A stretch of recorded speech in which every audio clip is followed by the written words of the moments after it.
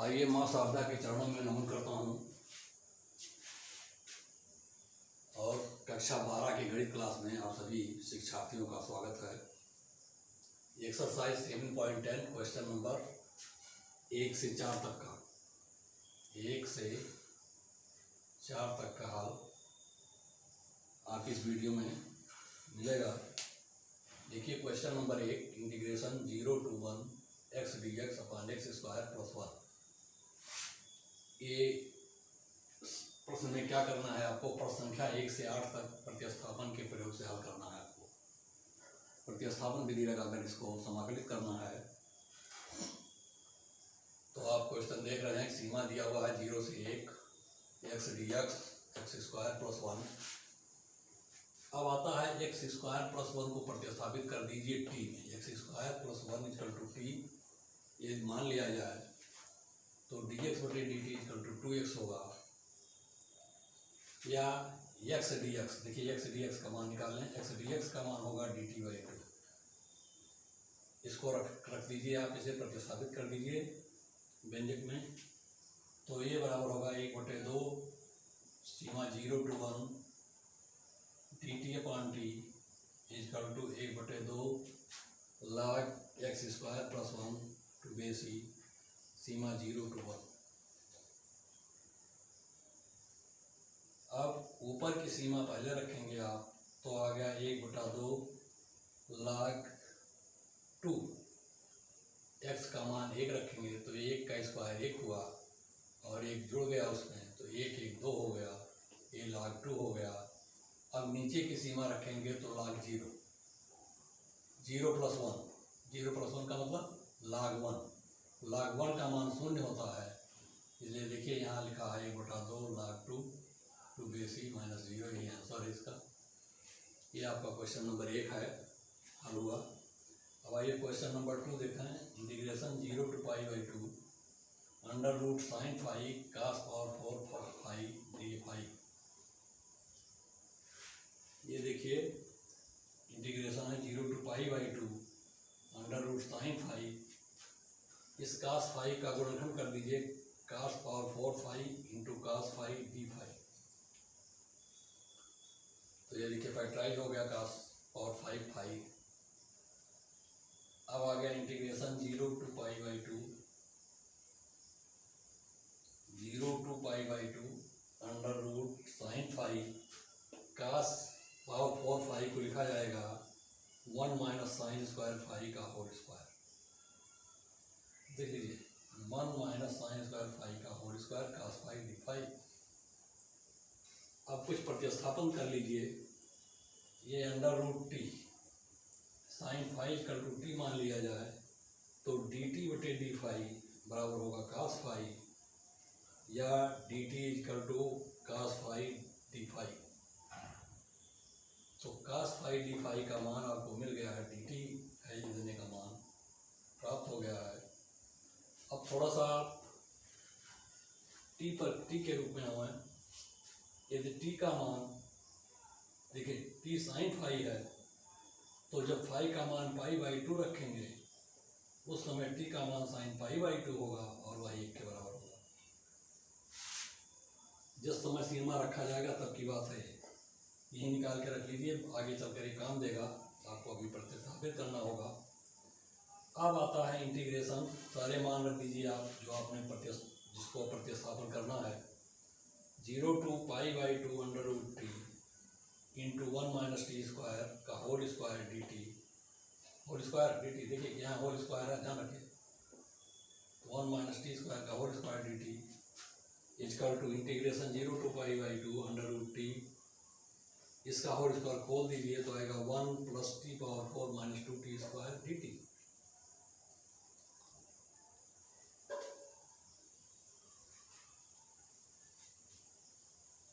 अब ये देखिए रूट टी का इसमें गुणा कर दीजिए अंदर सारे में, तो आ जाएगा रूट टी प्लस टी की power 9 by 2 minus 2 raise power T की पावर 5 बाई 2। देख लीजिए आधी आधी घात सब में युक्ति चली जाएगी। तो ये रूट टी तो रूट टी हो गया, आधी घात इसमें जुड़ा 4 से 1/2 9/2 इस 2 में जुड़ा आ रहेगा तो 2.5 घात हुई, 2.5 घात का मतलब 5/2। इस तरीके से ये हो गया। और इसका dt को सब पर डिस्ट्रीब्यूट कर दीजिए, √t dt ये हो जाएगा 2/3t की पावर 3/2। समग्र थोड़ा देखा, √t को 2/3 t की घात 3/2 प्लस 2/11 t की घात 11/2 माइनस 2 इंटू 2/7 t की घात 7/2। इसकी सीमा हो जाएगी 0 to π/2। अब आप यहाँ देखिए t का मान आपने निकाला था t बराबर 1, ये सीमा π/2 लिया जाए तो sin π/2 का मान कितना है, 1 है, तो t बराबर 1, यहाँ t बराबर 1 रख दीजिए तो 2/3 हो गया। यहाँ t बराबर 1 रखिए तो 11/2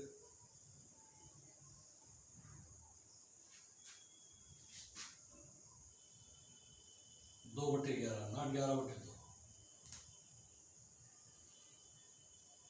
ये हो गया 2/11 माइनस 2 2 जा 4, 4 4/7, क्योंकि टी का मान 1 है, 1 की कोई भी पावर अगर है तो 1 ही होगी। इन सभी को गणना कर दीजिए, 64/231 आएगा, यही आपका आंसर है। अब आता है आपका क्वेश्चन नंबर 3, देख लें ध्यान से। क्वेश्चन नंबर 3 देखें, integration 0 to sin inverse 2x upon 1 + x² dx, 2x + 1 upon x², यदि x बराबर tan थीटा हो तो d(θ/dx = sec² थीटा, या dx बराबर sec² dθ।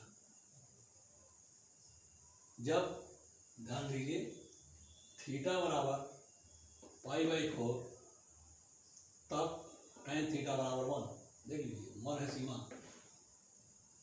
अब tan थीटा 1 होगा तो थीटा π/4 होगा, तब सीमा आपकी बदल जाएगी, 0 to 1 ना होकर के 0 to π/4 सीमा हो गई।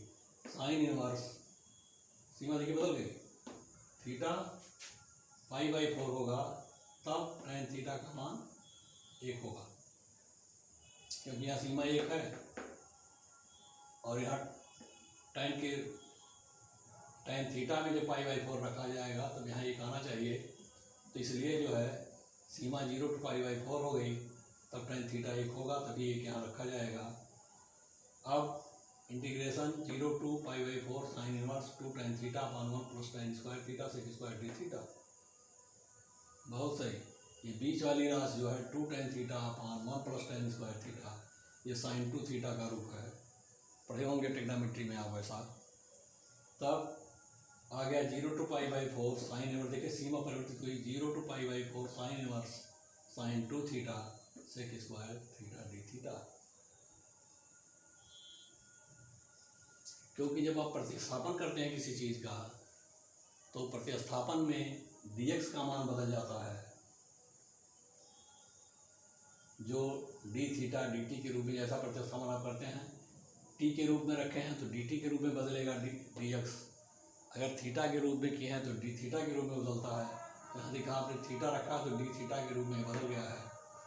ऐसे सीमा भी यहाँ 0 से 1 है तो सीमा भी परिवर्तित हो जाती है, 0 से π/4 हो गई, क्योंकि tan के रूप में आपने थीटा को माना है, तो tan π/4 का मान 1 होता है, इसलिए यहाँ π1 की जगह पर π/4 रखा जाएगा। सीमा परिवर्तित हुआ, dx परिवर्तित हुआ, और जो आप x माने थे वो भी परिवर्तित, 3 जगह परिवर्तन है, देखिए 1 2 3, 3 परिवर्तन हो जाता है जब आप सीमांत समाकलन करते हैं। तो प्रतिस्थापन करने पर 3 जगह परिवर्तन होना स्वाभाविक है। अब परिवर्तन के बारे में तो आप समझ गए, यह आ गया 0 to π/4 sine inverse sin 2 theta sec² theta dθ। अब sine inverse sin 2 theta = 2 theta, देखिए 2 थीटा होता है, 2 बाहर कर दीजिए, इंटीग्रेशन कर दीजिए, थीटा अंदर ले लीजिए, 0 to π/4 sec² थीटा dθ। अब theta into sec² theta dθ का खंडशः समाकलन कर दीजिए, तो यहाँ लिखिए 2 कोष्टक में फर्स्ट फलन सेक स्क्वायर का integration tan theta minus integration differential of theta equal to 1 और integration of sec square theta equal to tan theta D theta. अब आ गया 2 into theta tan theta plus integration of tan theta D theta log cos theta minus log cos theta होगा।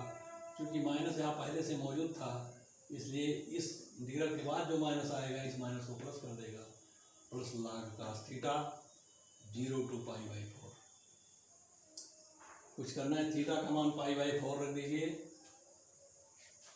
तब आ गया theta बराबर π/4 रख दिया, tan थीटा का मान 1 हो गया, π/4 tan π/4 1 हो गया। अब cos π/4 का मान 1/√2 हो गया, log 1/√2।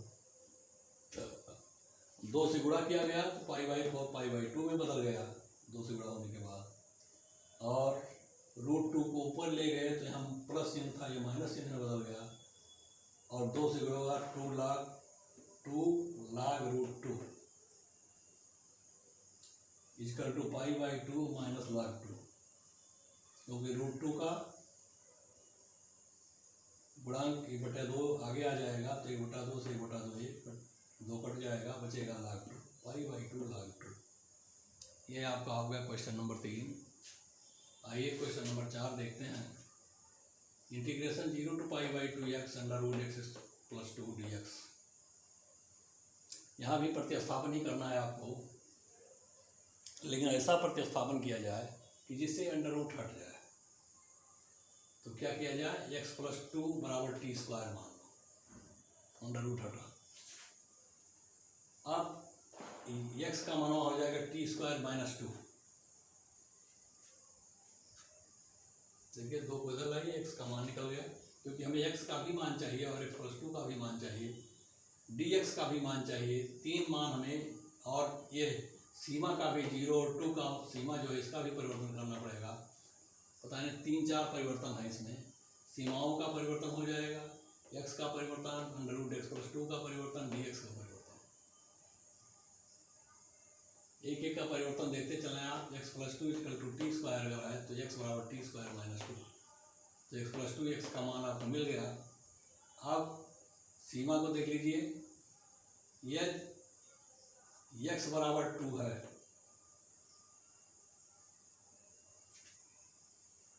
x बराबर 2 है तब t बराबर 2 है। देख लीजिए x बराबर 2 तो ये 4 हो गया, और 4 का वर्गमूल होगा t, दोनों तरफ का वर्गमूल लिया जाएगा तो t बराबर 2 हो गया। x बराबर 2 तो t बराबर 2, समझ में आ गया। यदि x बराबर 0 हो तब t बराबर अंडर√2। देख लीजिए ये 0 हो जाएगा तो t बराबर अंडर√2। देख लीजिए, तो यह परिवर्तन आपको मिल गया कि x बराबर 0 तो t बराबर √2। तो यही सीमा है, सीमा x का मान यही है, 0 से 2 तक जाना है हमें। तब जहाँ 0 है वहाँ सीमा √2 होगी, और जहाँ 2 है वो तो 2 ही रहेगा, t बराबर 2। तो सीमा का परिवर्तन आप समझ में आ गया, 0 की जगह पर √2 और 2 की जगह पर 2, क्योंकि देखिए x बराबर 2 तो t बराबर 2, अगर 2 है तो t भी 2 है। यदि x 0 है तो t √2 होगा, यहाँ √2 आ जाएगा। तो सीमा परिवर्तन जान गए सारी बातें। अब dx/dt निकाल लो, ये हो जाएगा 1 बराबर 2t dx/dt, या dx बराबर होगा 2t dt।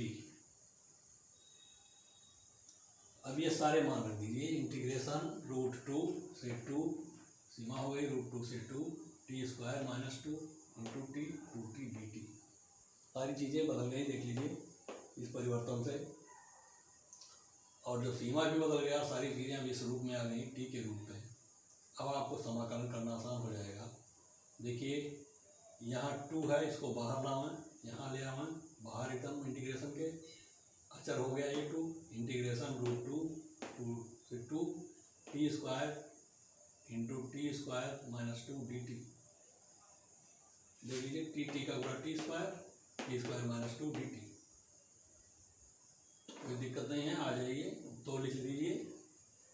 अब टी स्क्वायर कैसे गुणा कर दीजिए तो T power 4 D T integration T power 4 D T minus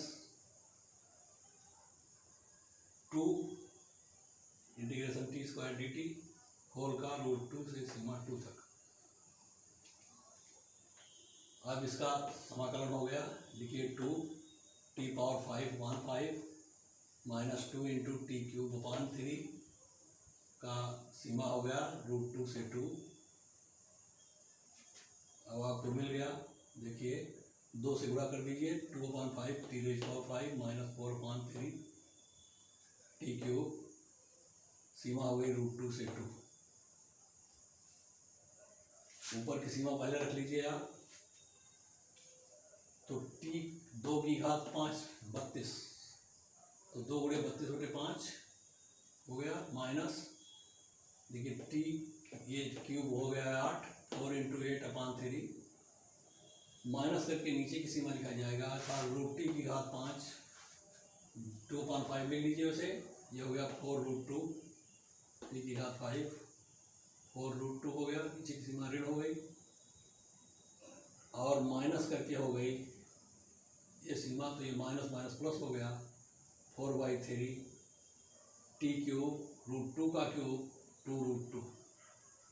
इसी को कैलकुलेट कर दिया गया है 64/5 माइनस 32/3 माइनस 8/5√2 प्लस 8/3√2, ये आ गया 192 माइनस 160 5 15, देखो 5 3 15 64 3 32 25, ये हो गया 192 माइनस 160 5 15 माइनस देते देखिए 8√2 कॉमन ले लीजिए, तो यहाँ बचेगा 1/5, यहाँ बचेगा 1/3 ऋण चिन्ह के साथ, क्योंकि माइनस से बाहर है तो ये ऋण हो जाएगा चिन्ह।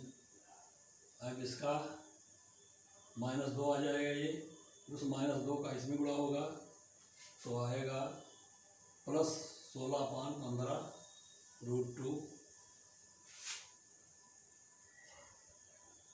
√2 आएगा 16/15 √2 कॉमन ले लिए, 16/15 √2 कॉमन हो गया, तो इसके जगह पर 1 आ जाएगा और 32 की जगह पर √2 आ जाएगा। ये आपका आंसर है। ये क्वेश्चन नंबर 4 था।